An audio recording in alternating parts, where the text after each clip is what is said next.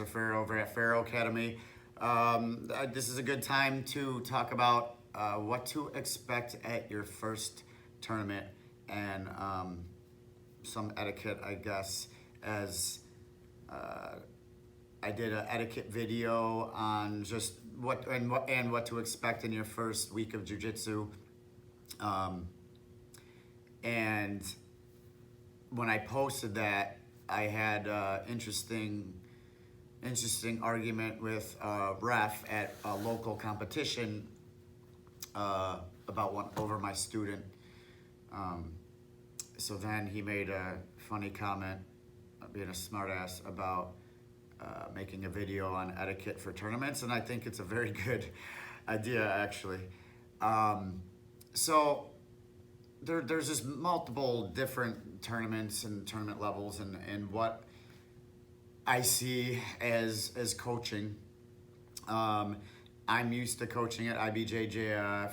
I've coached at the World Championships, the Pan Am Championships, multiple times. And I remember I coached against Andre Galvao. I coached one of my teammates he was a blue belt, Master 4, I think, world champ.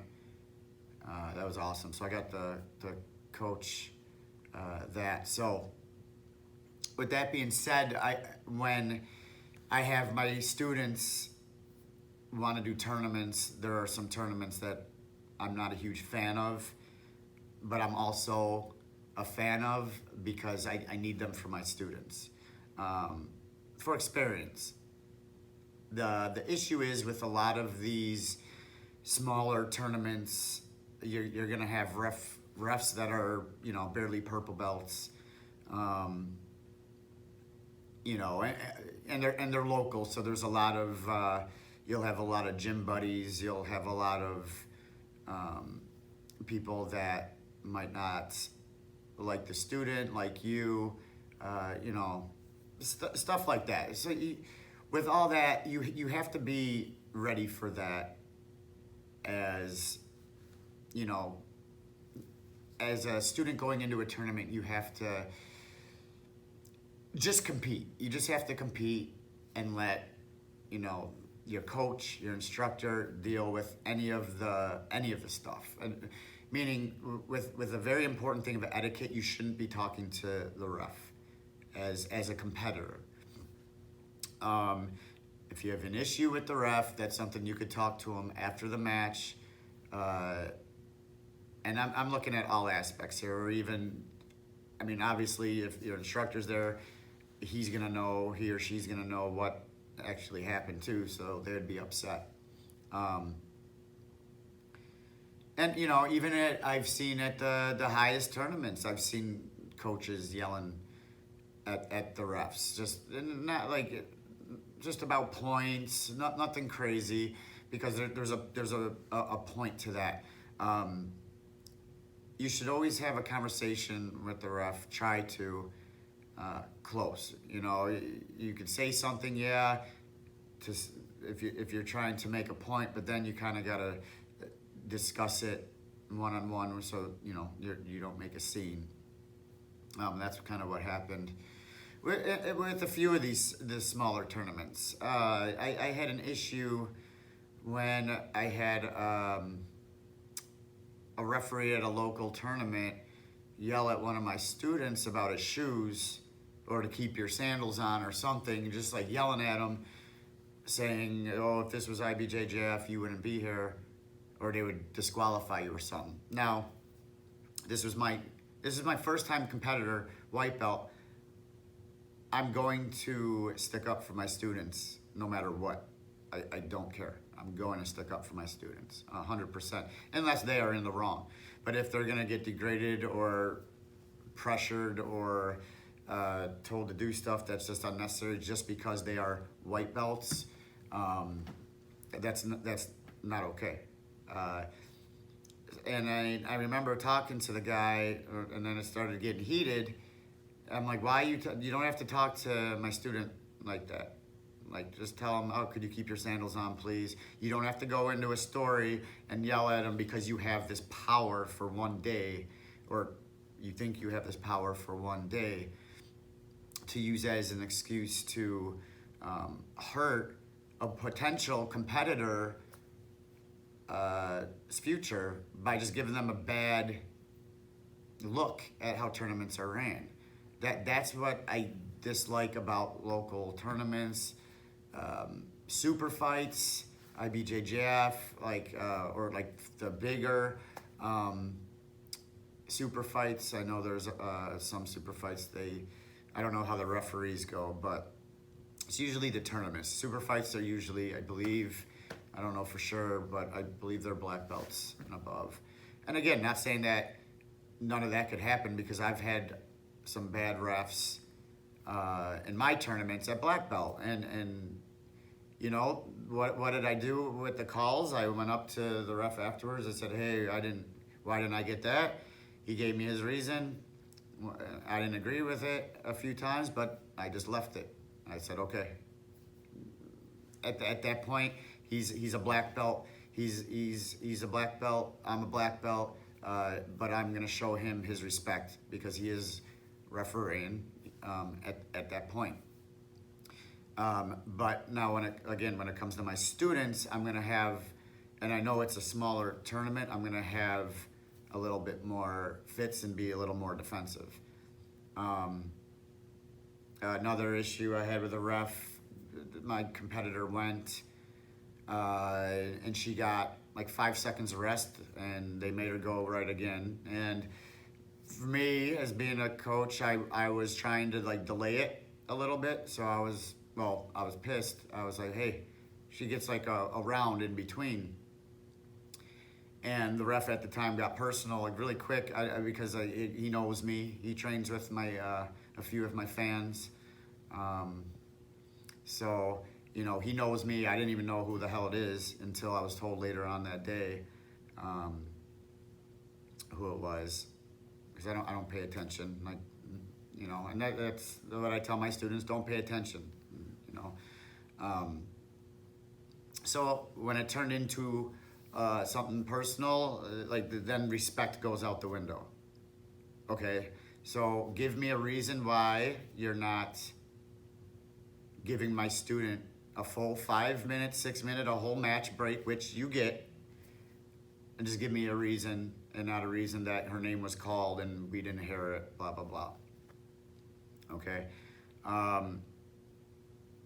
So that once respect's out the window, then it's a different ball game. And then that's when it could get personal, and it's stupid.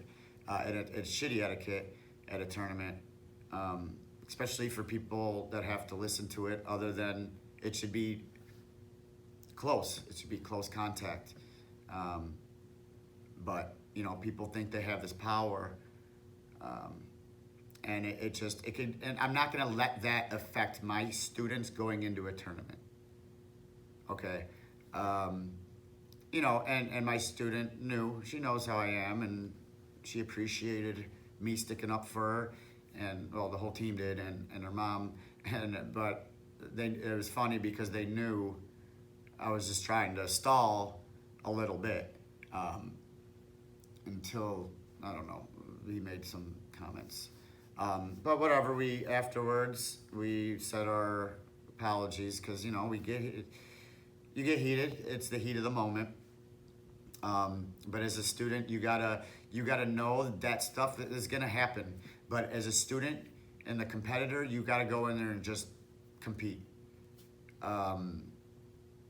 It sucks that you could have stuff stripped away from you due to having somebody that just doesn't like you, doesn't like your school, where you have to win.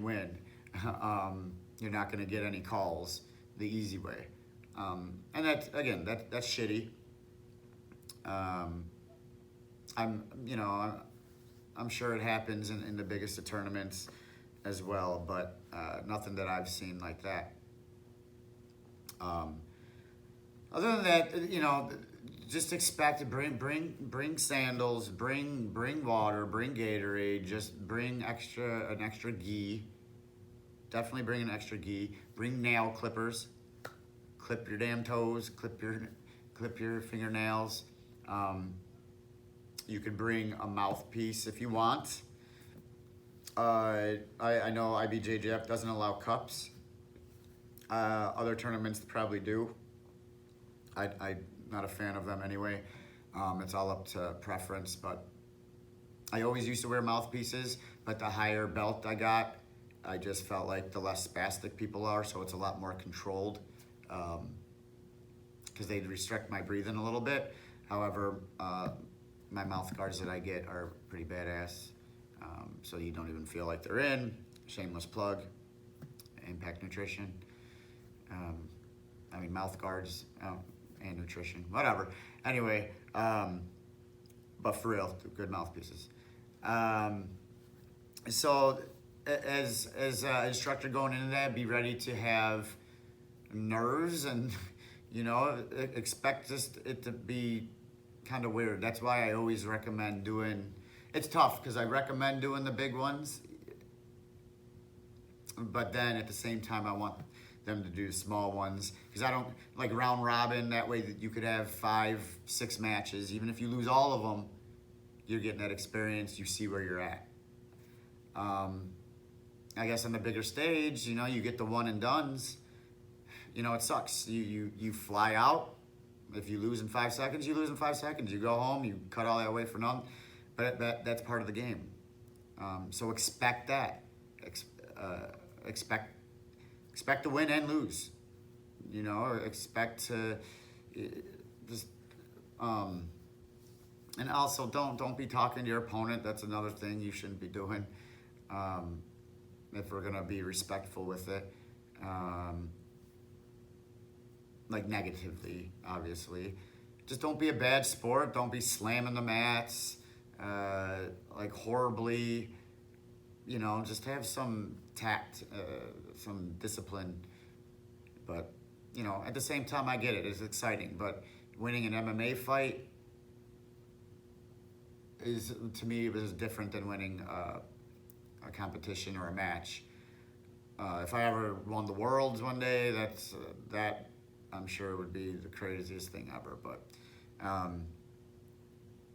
so I get it. So just prepare to have a bunch of emotions, but just go in there having respect. It's Brazilian Jiu-Jitsu. I come from a long line. I've been doing this a while. A lot of the new age Jiu-Jitsu, it's a little different when it comes to just, I guess, etiquette and stuff. And it depends on your lineage, and which I'm not saying that's bad. You have different ball games. And just like any tournament, you could have submission only tournaments. You have and you have the ADCC, where you do the no points for a little bit, and then you do points, and then you'll have some that you got to play the point game. Know the rules when you're going in there. That's up to your instructor. Know the rules. Know the rules. Know the rules. So I guess I'll say it again. Know the rules when you're going in. Know what moves you could do. That's about it. So I just, with all of that getting thrown in, I just wanted to put something together on what to expect at a tournament, what to bring to a tournament, what you could see with referees, because you're gonna see that. You're gonna see it. You're gonna be up front watching it. You might be that student that's going on the mat. I've seen some crazy arguments in my life at small tournaments. It sucked I had to get into one. But again, heat of the moment, I'll always defend my students, but that shouldn't ever happen anyway.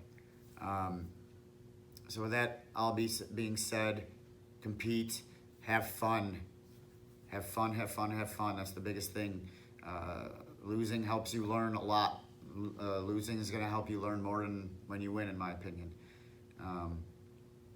So hopefully some of that will help you move on to the big leagues, or at least understand what to expect when you walk in, so you don't look blown away. But hopefully that helps.